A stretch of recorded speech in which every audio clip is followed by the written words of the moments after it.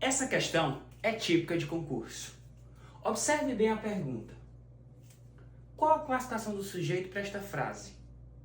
Existem cadeiras vazias.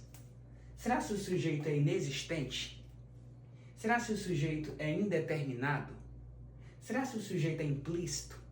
Ou será se o sujeito é simples? Bem, o sujeito inexistente é o mesmo que oração sem sujeito. A oração vai ser sem sujeito quando ela expressar, por exemplo, um fenômeno da natureza. Nevou ontem. Oração sem sujeito expressa fenômeno da natureza. Ou quando o verbo haver tiver no sentido de existir.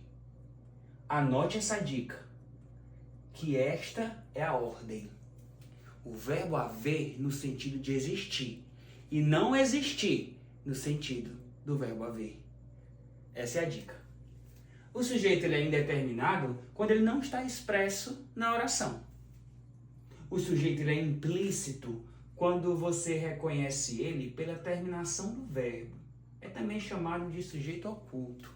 Por exemplo, fui ao cinema. Quem foi ao cinema? Eu. O eu não está na frase, mas você reconhece pela terminação do verbo. Fomos ao shopping. Sujeito, nós.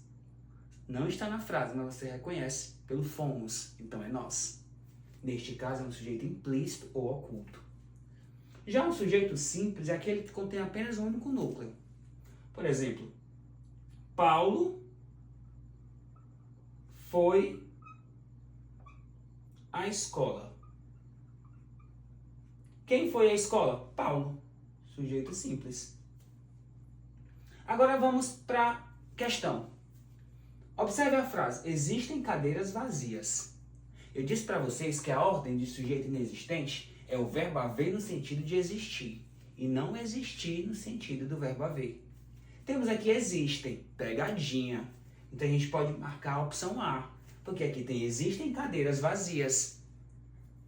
Só que seria a opção A se a frase fosse há cadeiras vazias. Aí sim, seria o passado, ou melhor, seria o presente do verbo haver, substituindo no sentido de existir. Aí neste caso, sim, há cadeiras vazias seria sujeito inexistente. Só que está escrito A aí? Não, está escrito existem. A ordem é essa. É o haver no sentido de existir, não existir no sentido de haver. Portanto, a opção A está incorreta. Não é sujeito inexistente, ou seja, não é oração sem sujeito. Será que seria indeterminado, implícito ou simples? Para facilitar o seu entendimento, vamos transcrever essa frase em outra ordem. Cadeiras vazias